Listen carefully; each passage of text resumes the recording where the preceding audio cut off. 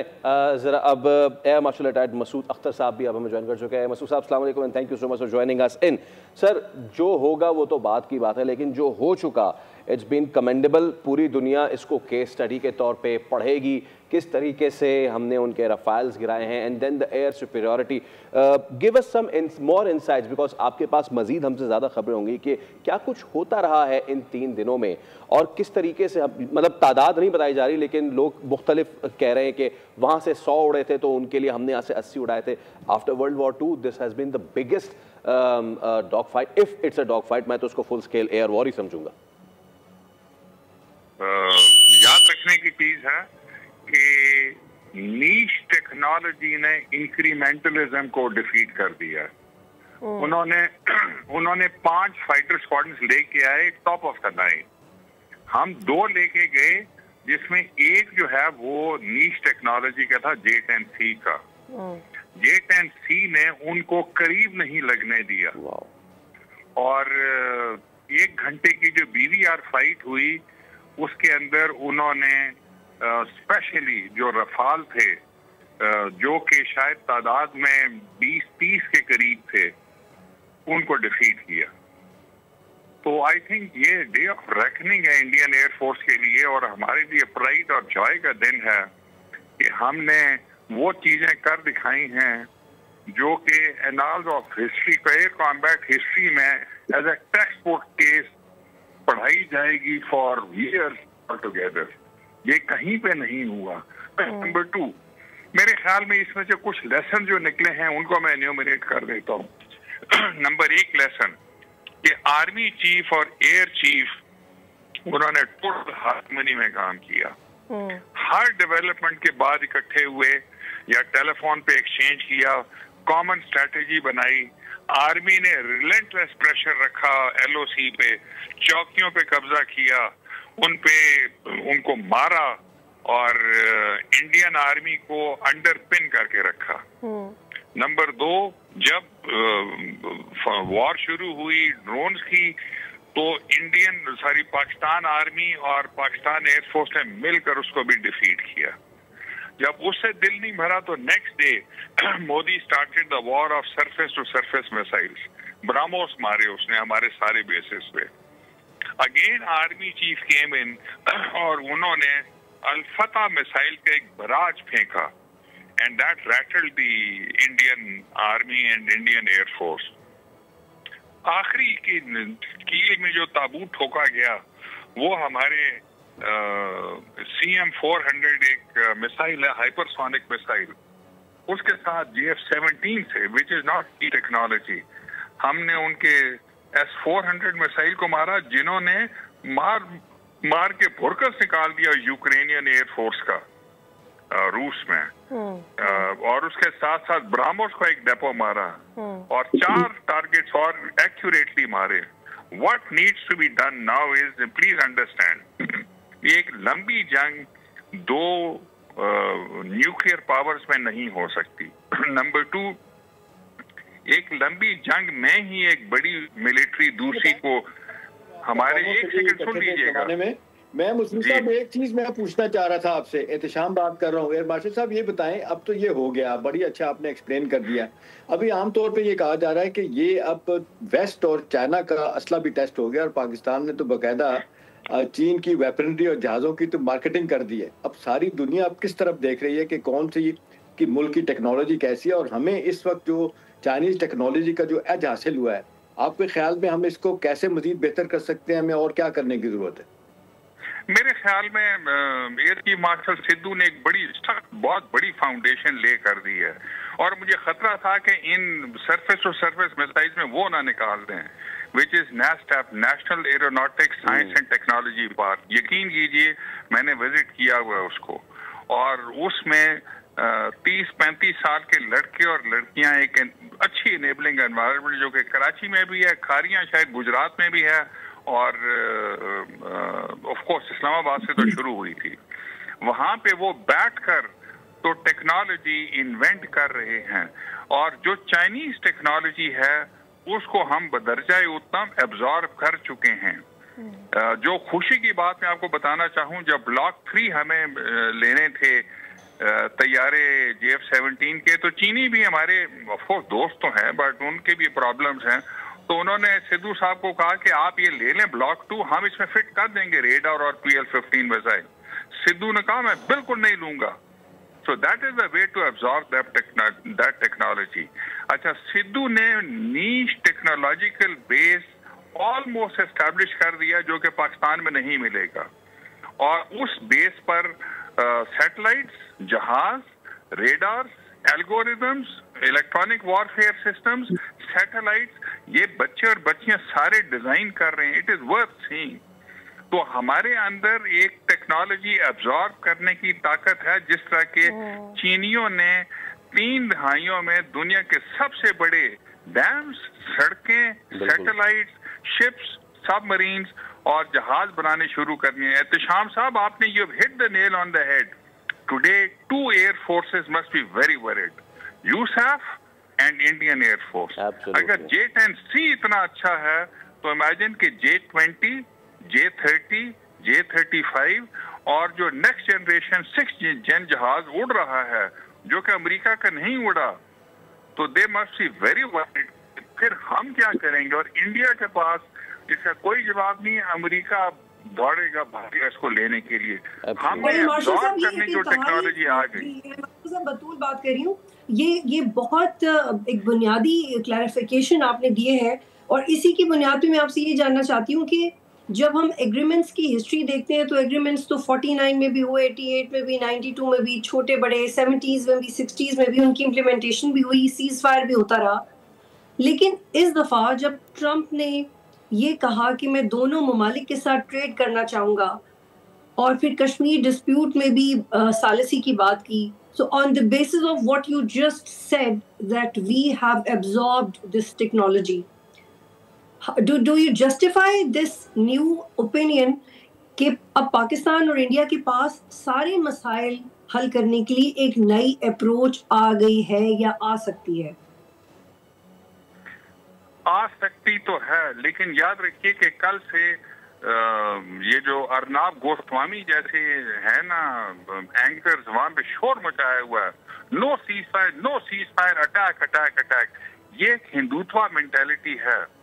आप याद रखें कि मेरी बात होती थी एहतशाम साहब के साथ, हमने कुछ इकट्ठा काम किया हुआ है कि एक वक्त था कि हम कांग्रेस के लोगों के साथ डील करते थे, मनमोहन सिंह के साथ, गुजराल के साथ, इन सारे लोगों के साथ हम डील करते थे। फिर आया statesman of the all statesman in south Asia Vajpayee, almost Kashmir problem solve कर लिया हमने, लेकिन फिर वो बावजूद वो एक नो मार्शल साहब बिल्कुल ऐसा ही है जो आप कह रहे हैं। लेकिन एयर मार्शल साहब, लेकिन जो मोदी है वो तो कारकुन रहे ना आरएसएस के, और आप ये खुद कह रहे हैं कि वो रिलायबल नहीं है, उनका मीडिया भी रिलायबल नहीं है। तो इसमें फिर ट्रंप की डिप्लोमेसी का के कामयाब होने की कितने चांसेस हैं? Chances I think because Trump के पास डंडा है। ट्रंप के पास फॉर एग्जांपल याद रखिए कि 5 दफा इंडिया ने ऑलमोस्ट हमें अटैक कर दिया था। ब्रास टैक्स के बाद, पार्लियामेंट अटैक के बाद, बॉम्बे अटैक के बाद, कालू चक के बाद और कारगिल के आखिरी दिन। ये मुझे पता है, बहुत सारे लोगों को पता नहीं है। एक दफा इंडिया ने इनकार किया। So what the American president, I don't know उस वक्त कौन थे, जॉर्ज बुश थे या ओबामा थे, उन्होंने ट्रैवल एडवाइजरी इशू कर दी बंगलोर में। पीछे उनके यूरोपियंस निकलने शुरू हो गए। आई थिंक इधर वाजपेयी प्राइम मिनिस्टर थे, उन्होंने कहा stop stop stop, we are not going to war, cold war. फिर डॉक्ट्रिन में आ गए वो लोग, वो भी नहीं हुई। और आज उनकी जो हॉट वॉर उन्होंने शुरू की है वो भी फेल हो गई है। So India will have to listen to super power. इसीलिए मैं कह रहा हूँ एक लंबी जंग 2 न्यूक्लियर पावर्स में बिल्कुल नहीं होने देंगे। लेकिन प्रेजेंटली मार्शल साहब इसकी वजाहत कर दें कि प्रेजेंटली आप जो कह रहे हैं कि डंडा है अमेरिका के पास, तो वो व्हाट काइंड ऑफ डंडा is that? What particular powers America, powers in the sense कि वो कहाँ से प्रेशर है, वो कौन सी डोर है जो बिल्कुल अमेरिका के हाथ में? Both hard and soft. Hard power is obviously there. McDonnell Douglas, there can be no McDonald's without a McDonnell Douglas. Soft power, उनकी इकोनॉमिक पावर। मैंने आपको बताया कि एक दफा इंडिया इंट्रांसिजेंट उसने डिप्लॉयमेंट कर दी and they wanted to start a war. उन्होंने कहा stop, they did not stop. So what they did was they issued a travel advisory कि यहाँ जंग होने वाली, सब निकल जाएं। बेंगलोर से लोग निकलना शुरू हुए, यूरोप में निकलना शुरू हो गए। इंडिया ने कहा stop, we are not going to go to war. So hard और सॉफ्ट पावर दोनों हैं उनके पास। India wants to be a hegemon in this area. और मसूद साहब एक चीज और बताइएगा, मसूद साहब एक चीज और बताइएगा कि अब ये इस कॉन्फ्लिक्ट के बाद जो बहुत शदीद हिंदुस्तान के ऊपर प्रेशर आया है कि आज उनके अपने लोग आवाजें उठा रहे हैं कि भी कहाँ हैं आप, अपनी फौज और आप एयरफोर्स को नहीं बचा सके, सेना कौम को कैसे बचाओगे?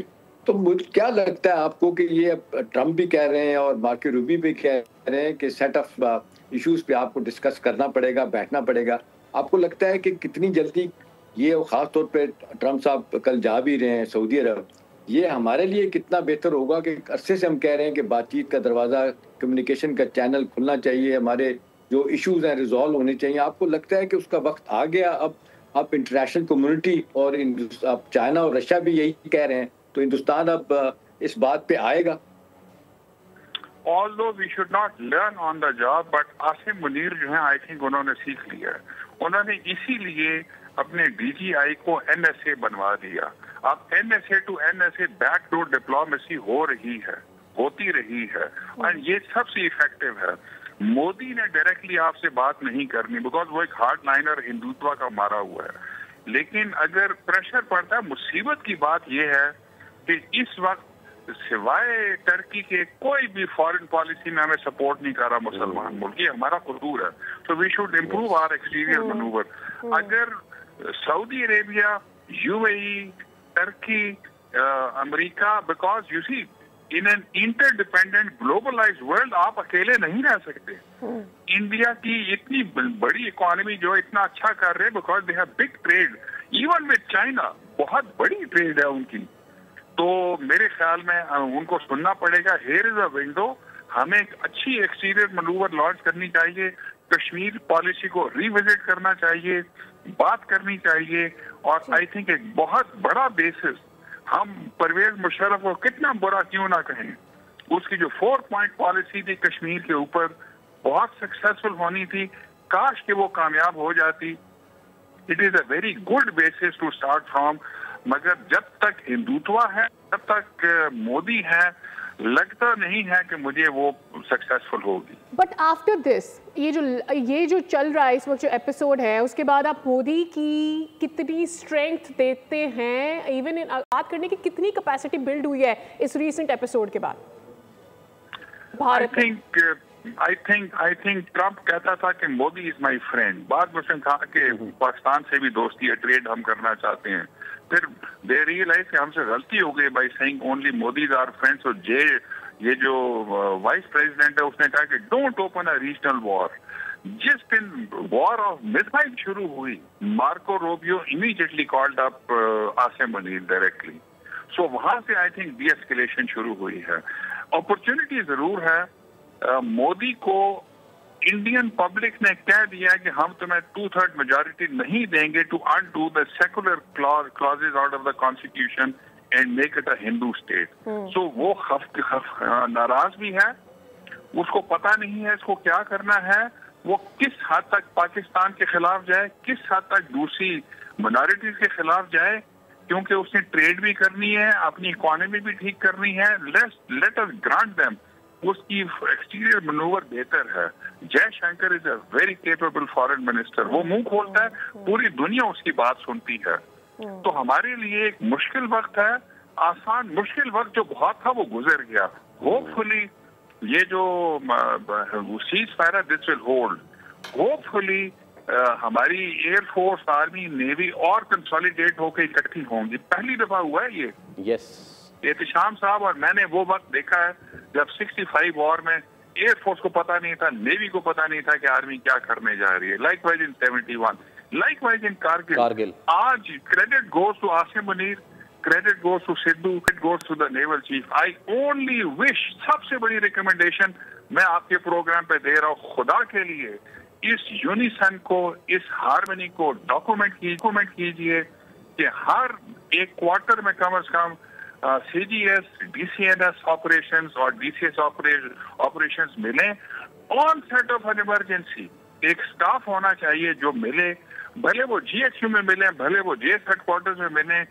ये अगर यूनिस्टन हुआ और गवर्नमेंट ने अगर पॉलिटिकल एंड और मिलिट्री एंड सही दिए, ठीक हो जाएगा। We must revisit the Kashmir policy, 4 point formula जो मुशर्रफ का था, autonomy number 1, pull out the military number 2, उनको अपनी गवर्नमेंट ने defence foreign affairs by both Pakistan and India. आपको याद होगा। Okay, sir. I have to take Naila. I have to take Naila Sahaba as well. Sir, I have to take Ehtisham Sahab.